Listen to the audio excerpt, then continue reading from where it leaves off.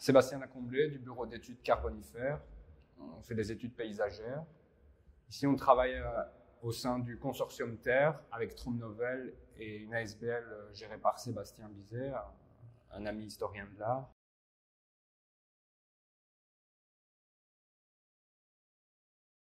On a pris le parti pris de se projeter dans un futur qui est plutôt un futur certain. On sait que la population va continuer à augmenter, qu'il y aura une diminution des énergies fossiles et que les énergies dites renouvelables ne vont pas compenser ce manque, et que par ailleurs, il y a ce paradigme du changement climatique qui est violent. Donc là, on a imaginé tout un système au travers d'images, des illustrations qui dépeignent un peu ce monde.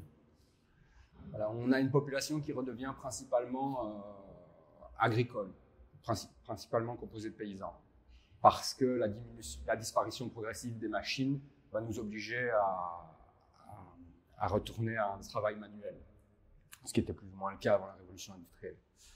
Donc on a fait différentes images ici. On aborde la thématique à travers différentes échelles. Voilà, ici à l'échelle du bâtiment.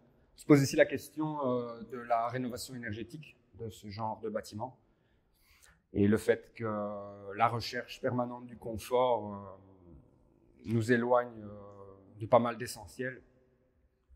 Finalement, pour régler des problèmes écologiques, on revient avec des solutions techniques qui ont elles-mêmes généré ces problèmes écologiques. Par exemple, les isolations à partir de matériaux de synthèse, comme ceux qui ont été utilisés pour emballer cette tour, posent des questions en termes de consommation d'énergie grise. Donc, ça vient de bateaux en Chine, c'est produit à très haute température dans des usines. Ça participe au réchauffement climatique.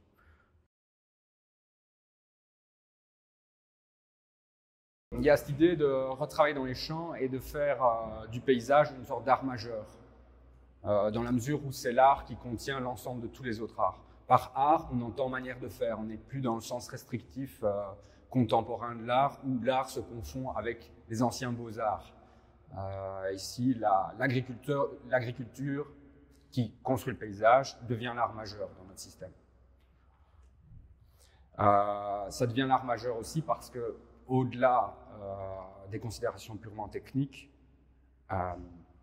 c'est en créant un paysage intéressant qu'on crée des qualités de vie qui sont plus intéressantes également pour les populations et donc une meilleure cohésion sociale, moins de déplacements, les gens ne partiraient plus en vacances, ne seraient plus tentés de partir en vacances puisqu'ils vivraient dans des paysages qui ont un intérêt au quotidien.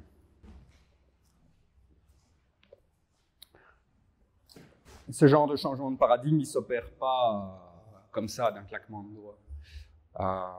D'ailleurs, je n'ai pas de solution sur comment ça va arriver. Probablement que les catastrophes à venir sont, à mon avis, inéluctables, vu la manière dont le politique gère les questions environnementales et gère les choses d'une manière générale. Ces changements de paradigme culturel, ils ne vont pas s'opérer comme ça, et c'est probablement dans la catastrophe que des innovations vont se produire, comme c'est l'histoire de la vie depuis ses débuts. La catastrophe est génératrice de nouveautés.